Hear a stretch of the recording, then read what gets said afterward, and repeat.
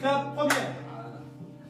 Eh bien, on est heureux aujourd'hui d'être avec nos amis Annick et Yves Baron. Yes. Ils sont venus faire une soirée hier soir. On a passé de très bons moments. Et on profite chaque fois, quand on a l'occasion, de faire une vidéo qu'on appelle vidéo de pasteur à pasteur. Et comme je te le disais hier, c'est pas besoin d'être pasteur pour pouvoir participer à ces vidéos. Je suis pas pasteur. Pasteur dans le sens de s'occuper d'une église. Mais l'idée d'utiliser ce terme, faire rapport aux personnes qui servent le Seigneur. Et vous êtes des serviteurs de Dieu, ça c'est une évidence.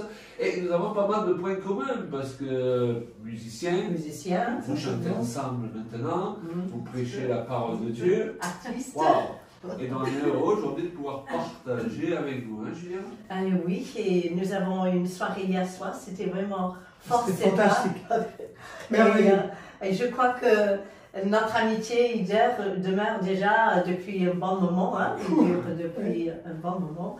Et je crois que c'est le temps de partager, de savoir peut-être un petit peu plus sur vous et votre arrière-plan, quel est l'équilibre vous avez trouvé pour travailler ensemble en tant que couple.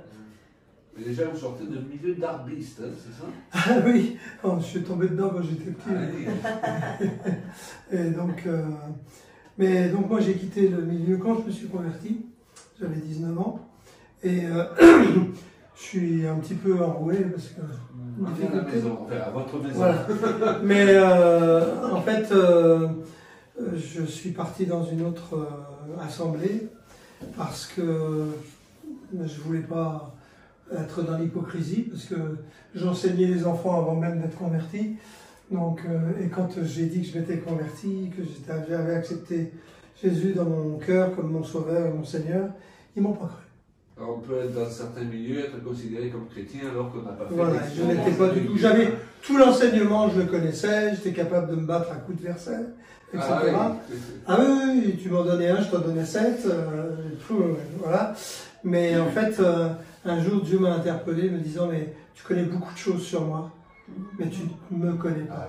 Je veux que tu apprennes à désapprendre tout ce que tu sais sur moi et que tu apprennes à me connaître. On peut connaître beaucoup de choses sur Dieu et pas exactement. Dieu, ça c'est le point. On a beau être dans une église depuis des années, si on ne marche pas en obéissance avec Dieu, c'est l'être morte. C'est un homme né de nouveau, qui ne peut pas rentrer dans le royaume de Dieu.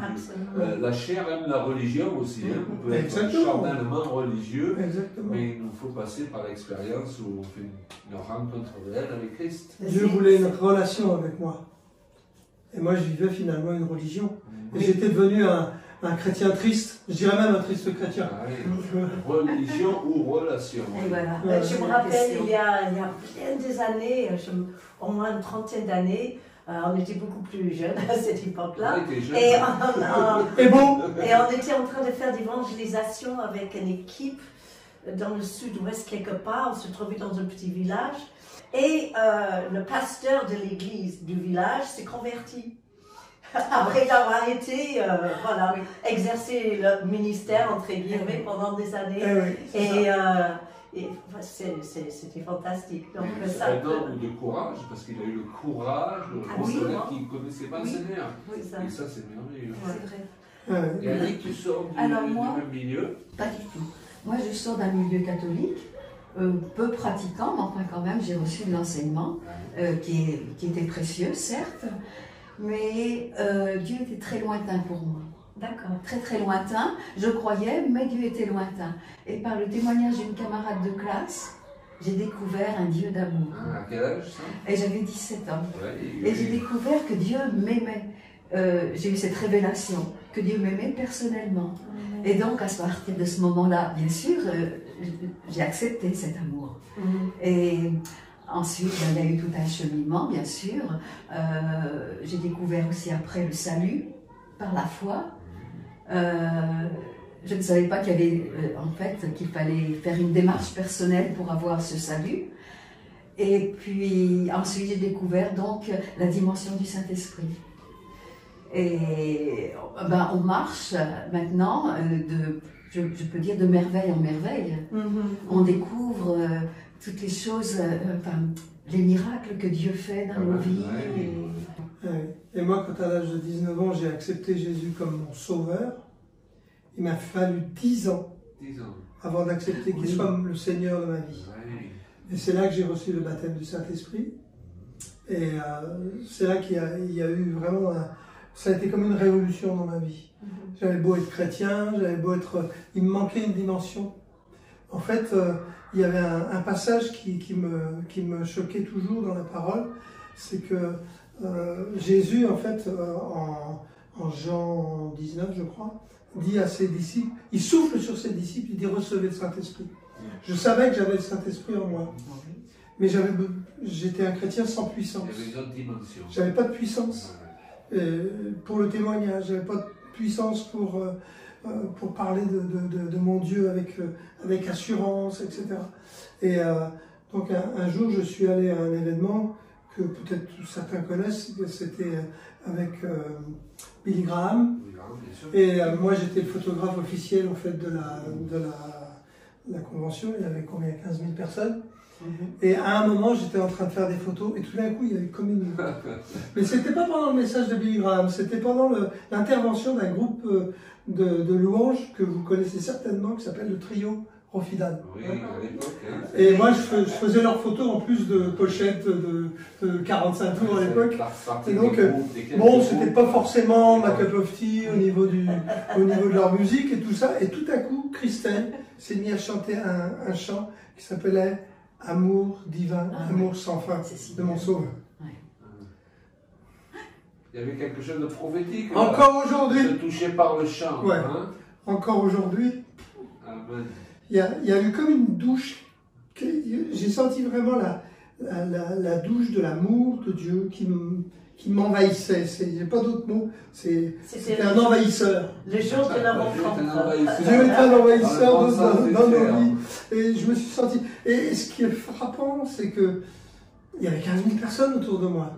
Mais j'avais l'impression d'un amour exclusif, comme si le Seigneur disait « Moi, je t'aime, mon enfant, toi. Je savais, dans mon intellect, je savais que Dieu aimait les 15 000 personnes. Mais je ne sais pas pourquoi chanter c'était tellement exclusif. C'était pour toi. Et puis, bon alors, pour certains, je n'ai pas prié en langue immédiatement.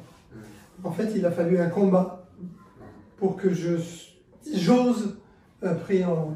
Et la personne pour qui je priais a été délivrée. Et là, ça m'a vraiment remis en question. Mais ce sentiment d'exclusivité, il est juste, parce qu'il est unique, chacun pour Dieu. Oui, et Dieu va avoir une relation avec chacun de nous. Et le point fort, c'est que c'est une chose que d'être sauvé, et c'est une première étape, merci Seigneur. Mais ça n'est une autre de faire du Seigneur, eh bien justement, le Seigneur de notre vie, et de l'appeler Seigneur, parce qu'on a décidé de lui obéir.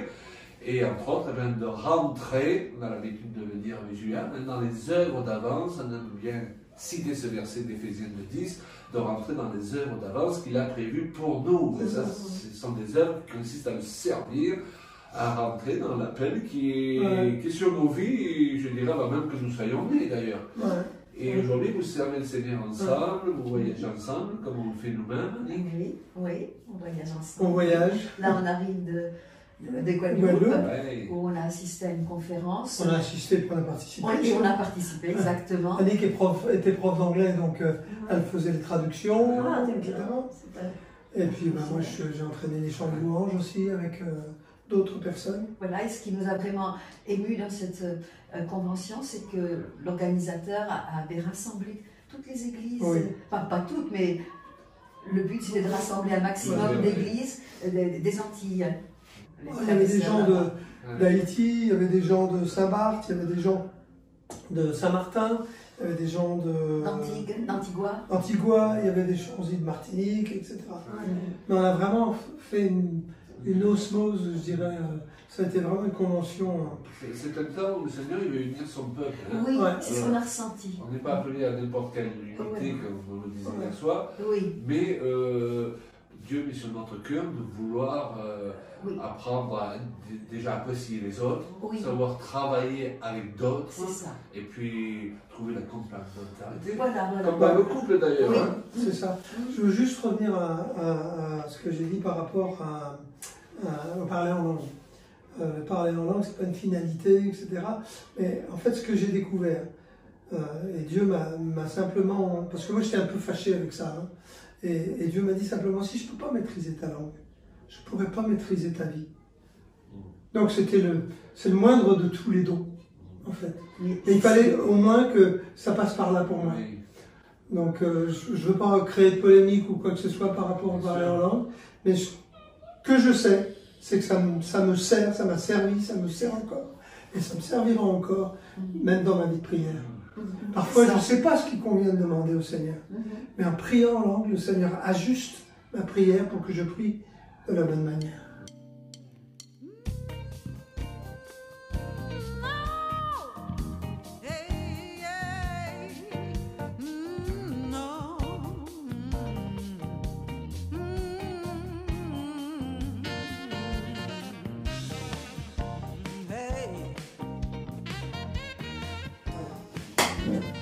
Alors, aussi, on se connaît parce que tu es musicien aussi. Tu as un studio d'enregistrement ici, dans cet endroit merveilleux où vous habitez.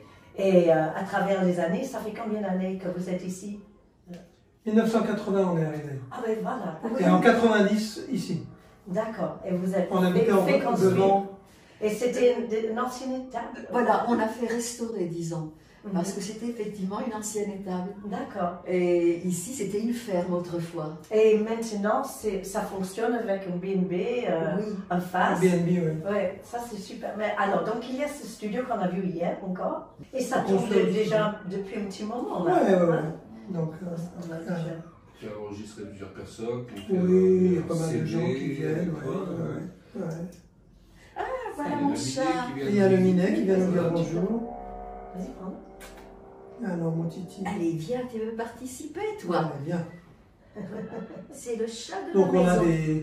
On a des groupes, on a des chanteurs, on a des gens qui viennent même du Québec. Wow. On a le groupe de Hillsong aussi qui vient régulièrement enregistrer depuis des années. Et tu as sorti plusieurs albums toi-même? Moi, j'ai sorti 8 albums. 8 albums plus un live avec 100 personnes sur scène pour Haïti. Et le dernier album, c'était avec Annick. Hein? Le dernier album, moi, j'ai pensé qu'il fallait que la boucle soit bouclée et que Annick soit particulièrement participante à cet album. Et vous remarquerez que sur les pochettes, d'habitude, je mets Yves Baron, et là, j'ai mis Annick et Yves Baron. Oui, alors sur cet album, je pourrais rajouter quelque chose. Yves a toujours eu à cœur que je puisse chanter avec lui, mais moi, je ne suis pas une chanteuse. Pas le sens du rythme, par exemple. Et il tenait vraiment à ce que je chante sur cet album. Donc on a fait par petits morceaux, mais il y a eu un moment où franchement j'ai un peu craqué parce que j'y arrivais pas. Et Dieu est vraiment bon. Il me donne un studio pour m'aider à apprendre. Bien sûr. Et il y a une des chanteuses qui m'a dit, écoute Annick, je vais te coacher. Wow, et chanteuse professionnelle. Une chanteuse professionnelle. Et ça, c'est un cadeau de Dieu. Je n'aurais jamais pensé à Corinne ça. Sarawi.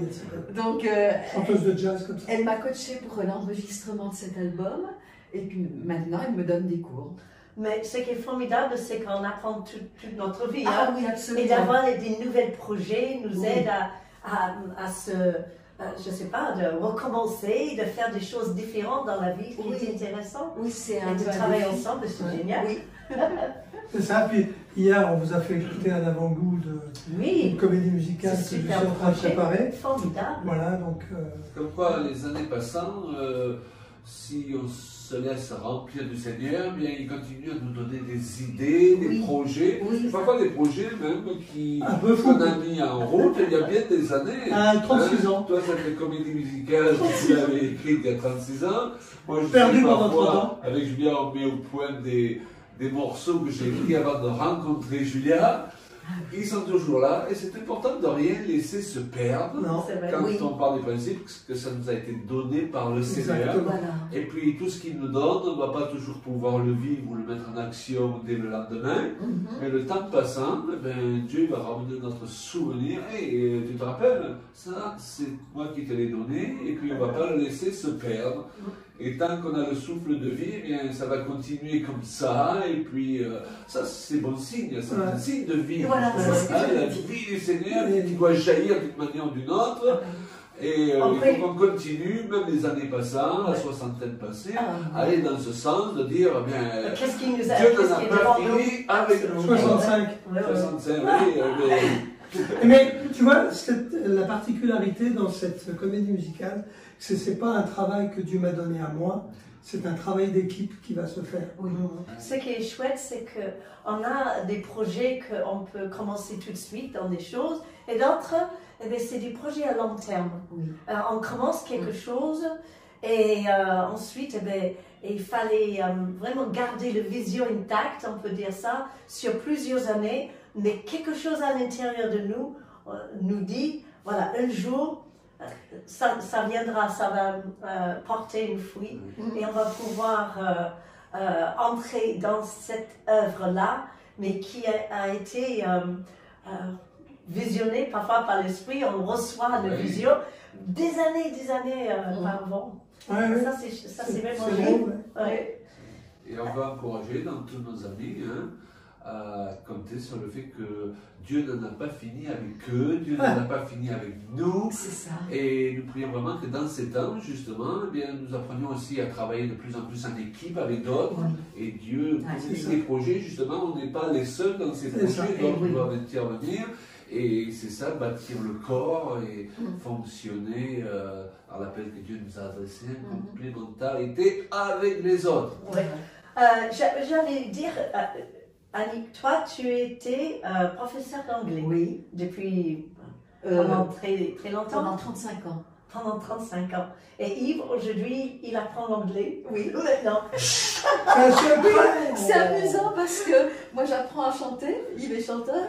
Et voilà. Et il apprend l'anglais. Donc, c'est jamais trop tard. J'ai jamais réussi à lui apprendre à chanter, elle n'a jamais réussi à m'apprendre l'anglais. Mais là, du coup, elle a sa coach, et puis du coup, moi, ça me motive pour apprendre l'anglais. Jamais trop tard. Jamais trop tard. En tout cas, c'était court, cette petite visite avec vous, le temps de se reconnecter, de manger un petit peu ensemble, de rencontrer aussi l'église où vous êtes et les pasteurs. Et je me réjouis de voir que vous avez encore des projets devant vous. Au mois d'avril, on organise un voyage en Israël aussi. Ah, ça c'est super, Du 24 avril au 2 mai. Donc, vous restez active. Et c'est ça ce qui est important. On sait rebondir. Hein? Et on vous a pas présenté Pussycat. Ah, Pussycat. Alors, comment il s'appelle? Pussycat. Oh, Pussycat. C'est très mignon. Et voilà, Pussycat a fait de la vidéo. Oui. Il va devenir célèbre. J'espère qu'il a fait son plus beau sourire. Et nous saluons, chers amis. Ok, formidable. À la prochaine vidéo. Merci. À bientôt. Et à la prochaine. Au revoir.